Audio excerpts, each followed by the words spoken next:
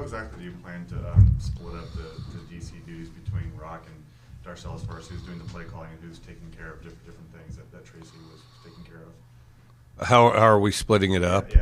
Well, Rock will be up top. Darcel will be at the bottom.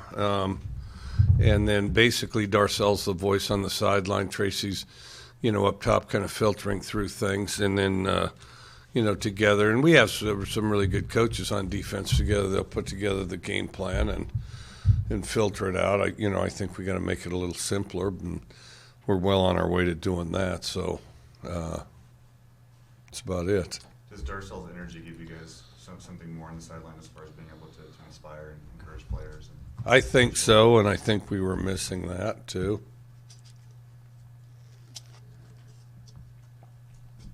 The simplification was something you wanted to do anyway. So No question. And no doubt. And I think no matter what you're doing, you got to keep an eye on that. I think as you go through the season, things tend to grow a little bit. And I think you always got to keep an eye on that, no matter what part of the ball you're on. How would you assess that aspect last season? It comes and goes. I thought,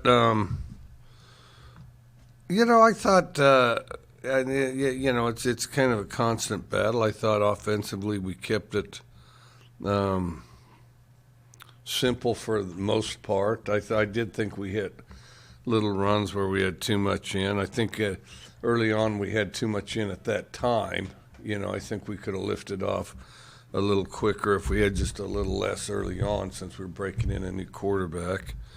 I thought pretty good on special teams. There was a part here or there where I felt like we had too much, and then we drew it back. I thought defense, I would say, quite similar to that. This year, I think we had too much, and I said that. So, yeah.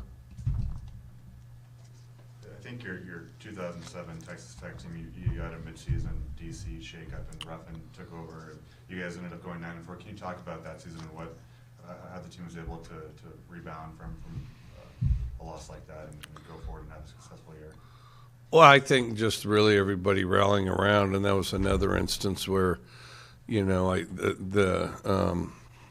the change, it infused the defensive staff with energy, and I think it elevated everybody. So, because offense feels that to a point, and then, but yeah, I thought it lifted everybody. Coach, after the Utah game, you mentioned that you wanted your team to be tougher. Is that just a mentality thing when it comes to being tough? Is that something that develops, or is it something that can change overnight? Oh, I think it's a combination of things. I think it's a decision. I think, you just got to decide to be tougher, to be confident. The other thing is tough people are willing to do tough things. They're not the guys that try to, the crowd that thinks they're a little too cool, that tries to get out of hard work and, I'm going to do it in the game. And then, because none of those guys are tough. They're just phonies. And then, I think it's a mentality, but also it's a willingness to embrace work and challenges. And, to the extent we can, we provide the work and challenges. But, life in general does a better job of that than we do.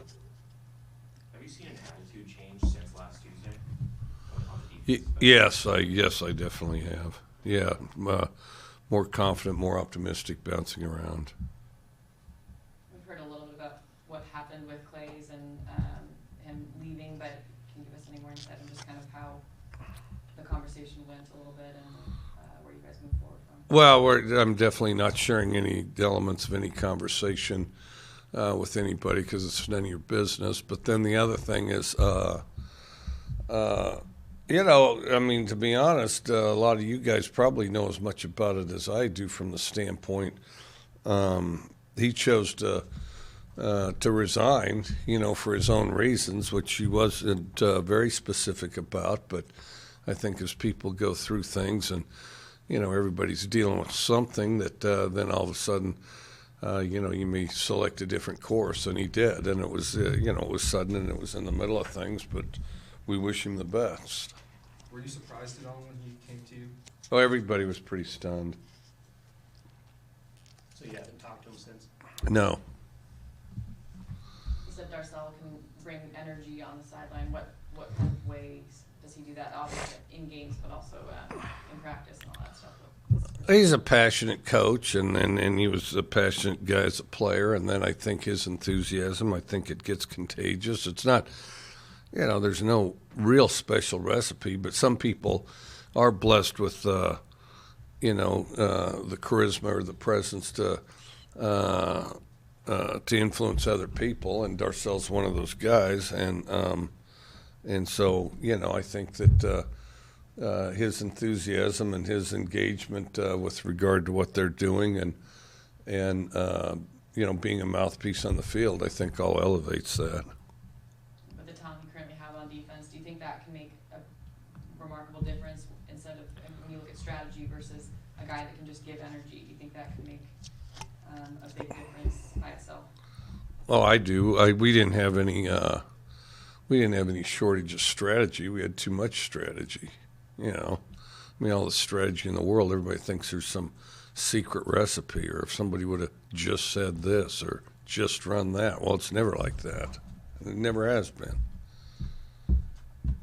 Will you guys be looking at any personnel changes as far as moving guys in different spots, or moving some of the backups into starting jobs, or is that something you? Yeah, they're looking at that. They're looking at some of that. Well, nothing definite yet. What are you hoping to see from Rock and Darcel on Saturday? Do a good job, make good calls, have good energy. I mean, the same thing you want from any good defensive coordinator, a good defensive effort. What have you seen on film from Arizona State? What kind of challenges do they present? They're fast. They're always fast. They're always kind of a fast, aggressive team, and it doesn't seem like it matters who coaches there. They're, they kind of look the same. Kind of sleek and athletic and fast to the ball. Let's go to the phone line. Any questions on the phone line for Coach Leach? Hey, Coach Scott Hansen from the Seattle Times. Offensively, looking at the film, is there anything you have done differently last week, and what do you expect to do this week? Well, I didn't think we played great on offense last week. I think we'll be a little more disciplined sitting in there. I think we've got to be better with our hands, both offensive line and receivers, and I think be better with our eyes and decisions at quarterback. Thank you. Yep. Any other questions on the phone line for Coach? I'm good. Yeah. Coach, hey, Jennifer McIntyre here. So Rocco Tony has crossed over with Pat Chun at FAU. How much have you known about his experience as a coordinator, and how much did that play into your decision to appoint him to that role? Well, we've got two guys there. I think one of the most difficult things for a coordinator is the organizational process as far as what you do when, and so I do think the pair of them are pretty good because Darcel's been around here longer, and also played at a high level, although he's a young guy, and then and I think that's what you're really trying to do to marry up is leadership that provides inspiration and organization and execution. And I think between the two of them, it's potentially a pretty good combination. And on the offensive side, despite the two losses, has anyone stood out to you, kind of making plays, showing that toughness that you want? Probably Max. I would say Max has Watson to an extent. I think, but really, everybody's got plenty they could improve on. Coaches and players. Thanks, Coach. Yeah. Any other questions on the phone line for Coach? Okay, back in the room. Mike, are you seeing more precision from Blake Mazza this year? Yes, yeah, he's kicking better than he has been. I think he got a little more range, a little more precise. It seems like. How differently has this bye week looked for you guys? Had a few like practicing schedule changes, obviously, but with Clay's departure, with trying to bounce back and turn around, after 2 tough losses. Well, we had 2 extremely good practices, so that part was good. So that turned out good. Arizona State has a pretty tough running back with, Benjamin. I think he ranks near the top of the conference in touchdown runs. And I know the defense has mentioned throughout the season how tackling has been a focus. What's the secret to maybe stopping him and taking him down? We just have to execute well. Just go out there and run what we do and execute it, but no hesitation, everybody going to the ball quickly and at the same time. There have been a handful of penalties on the O-line the last couple of games. I think Liam has had 4 or 5 himself. Can you credit that to anything, or what do those guys, especially Liam, need to do better to avoid that? As far as what? Penalties Liam's had. It's just pathetic. It's just the lack of discipline, Yeah, it's a lack of discipline. And, as coaches, we got to lean on them harder and get it out of them. It's just concentration. Are you guys potentially looking to redshirt Calvin Jackson this year? Yeah, we'll see. We'll see how that turns out and how our depth holds up. You guys are both coming off of bye weeks, you and Arizona State. Have you spent last week just focused on yourselves, or have you kind of taken more time to look at the Sun Devils? Well, it's always it's always a lot of focus on yourself. I mean, the most important thing is just worry about being the best team you can be, and then, just feature the part of your game plan that addresses the problems they present. Statistically, they're a pretty good defense, but they haven't gone up against a really, really impressive offense. You guys obviously lead the conference in a lot of offensive statistics. How do you kind of look at their defense going into this one? I think they're pretty good. I think they're a good, solid defense. They're sound, and they've got a clearly defined philosophy, and they do their thing, and so I think they're pretty good. Have you gotten a chance to check out the first episode of that HBO series? Which one? The series with Florida, that one that you guys are going to be on later? I haven't. It's recorded on there. I'll have to check it out, or either that or wait for you to tell me how it is. But I'll definitely see it, though, I imagine. Mike Anthony, after the Utah game, was critical of his run checks. What were your thoughts there? I thought they were generally okay. They weren't as sharp as maybe he had been. I thought a few reads. I thought he could have read the field just a little better. I think we got pressure on him and had guys in the backfield, and as he's getting flushed, trying to be sure of things, I think he hurried himself a little bit.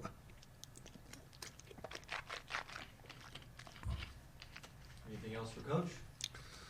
When you look at Jay Daniels, just Arizona quarterback, what do you kind of see out of him, and what needs to happen to slow him down? Nah, he's a pretty good quarterback and does some good things. Just play well. Just worry about ourselves, not him. I mean, if we play good, then that's the key. That's all we can control. So, but our quarterback's pretty good too. So they'll be worrying about him, and so then maybe that'll all balance out. Can you identify why a lot of these games you guys have played down in the desert at Arizona and Arizona State have been really high-scoring games? Is it just the kind of the weather, and it just kind of suits offenses more, maybe? Or? Yeah, I don't know. I don't really know.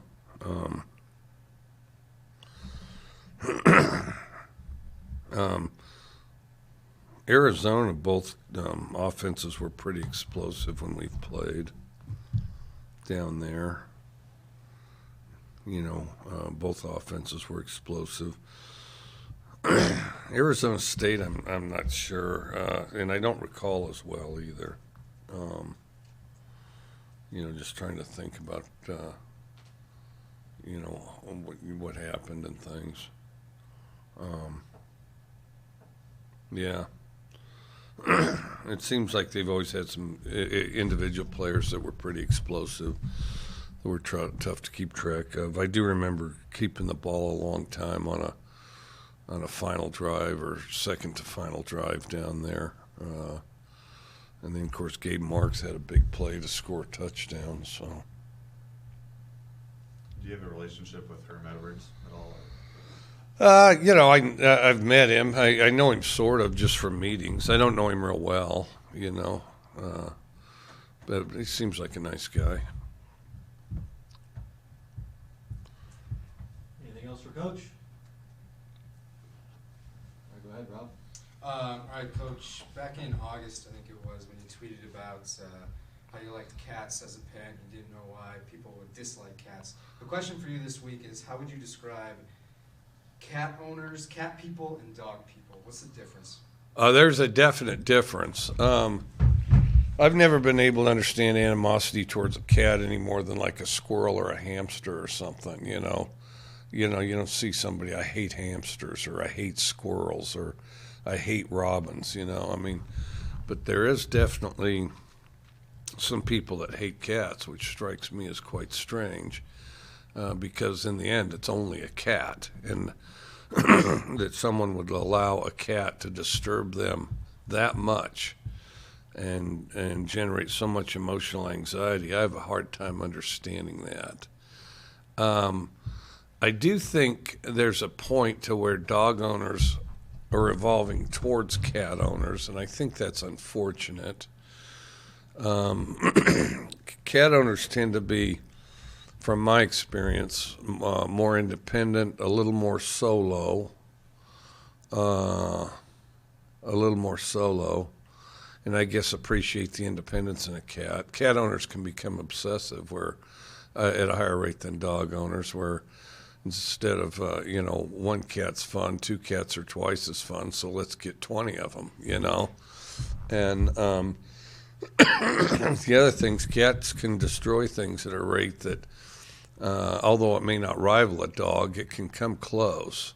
The other thing, I will say this, when they crap in your yard, they smell a little different, cats from dogs, I find. Dog owners tend to be a little more frolicky, oftentimes a little more family-oriented. In other words, it's almost like they get a dog to get the kids off their back a little bit and give them something to mess with. Now, I do think this, though. Those that have those purse dogs, that carry them around in a purse, and, those little, like, the type of dog that it's pretty tough to distinguish whether it's a dog or a guinea pig. Those people that have those type of dogs are kind of morphing into cat owners. They want something little and cute that they can carry around. And it's very, very, very, very difficult for me, once a dog is, say, below 10 pounds, to call it a dog. I mean, it may technically be on the scientific scale a dog, but it's really not a dog in the emotional and mental sense. I mean, that's something different. And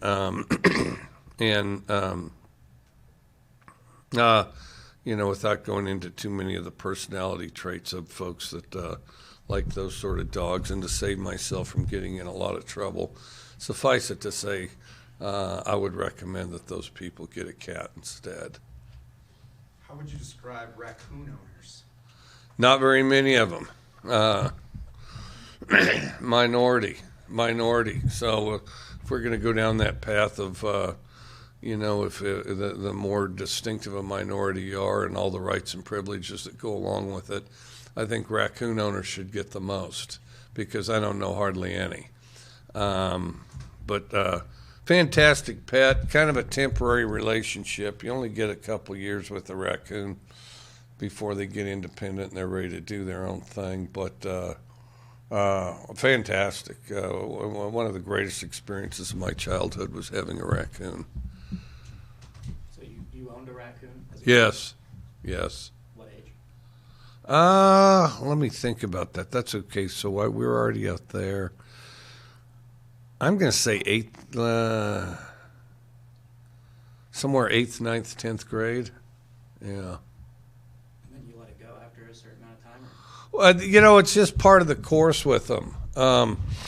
They hit that kind of, I guess, whatever in raccoon years is 18 or something.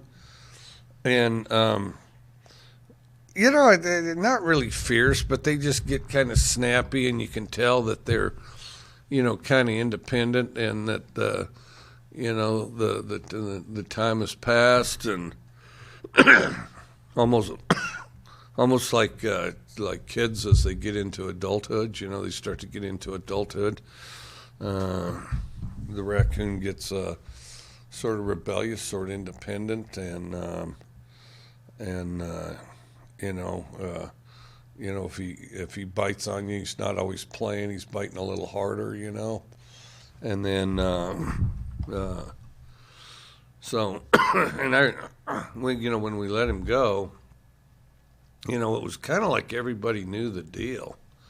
You know, went out in the country, opened the gate of the pickup, and he just kind of looked, sniffed, looked around, trotted out of the pickup, looked around some more, and just left, you know, and left. And it was, you know, there was almost a weird mental telepathy. Well, it's been fun. It's over now. But you got to understand, at our place, I mean, we lived out in the country. The raccoon wasn't really locked up there either. You know, I mean, he had kind of a cage, and, you know, if anything, to keep him protected at night from something that might come through. But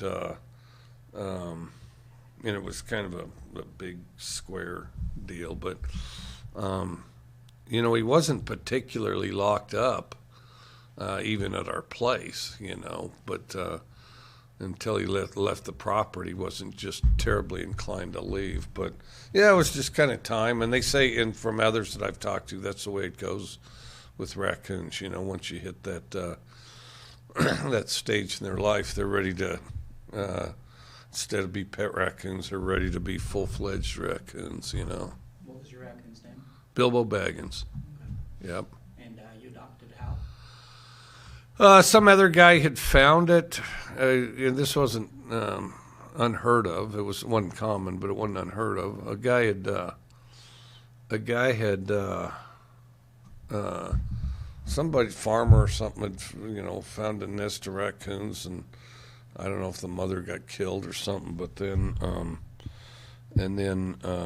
he had them, and he lived in town, so we got the raccoon from him, and it was a little easier for us. You know, we were out of town, and the raccoon, you know, you'd go out there in the yard, and raccoon dogs and cats are playing, you know, so. And your family was okay with you bringing it home? Yeah, well, yeah, you had to get Mom to agree to it, yeah, but we worked on her a little. Didn't take too long, because like I say, we lived out in the country, so it really wasn't that big of an inconvenience, yeah.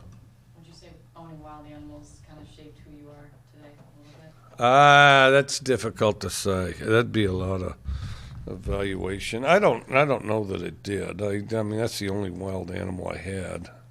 We used to catch mice, but we didn't keep them or semi-domesticate them at all.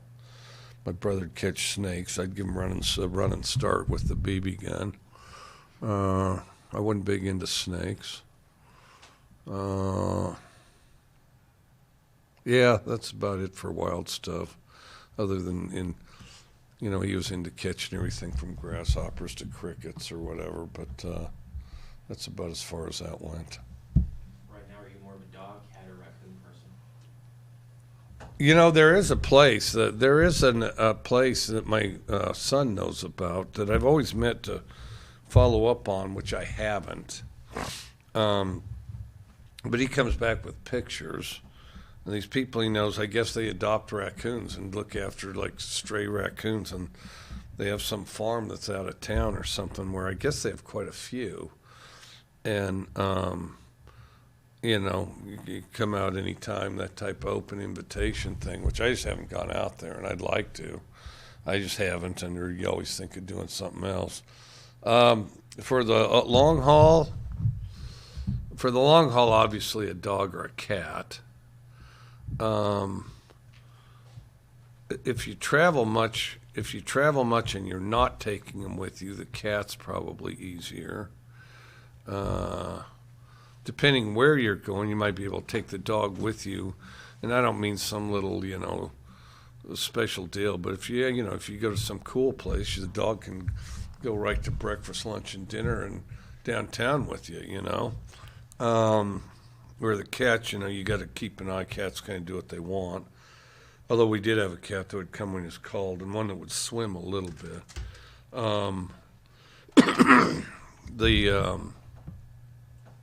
The raccoon thing's a unique experience, and it's fun. They're brilliant. Raccoons are smarter than dogs and cats. They're very brilliant because they're kind of cumbersome animals, but they could get up to the top cupboards, and and you'd get up to the top cupboards, and all of a sudden you'd hear a crash because they love shiny things, anything shiny. So pots and pans on the kitchen floor. I mean, that raccoon thought he died and went to heaven. I mean, anything shiny, they just like to touch it, rub up against it, be around it. They love shiny stuff.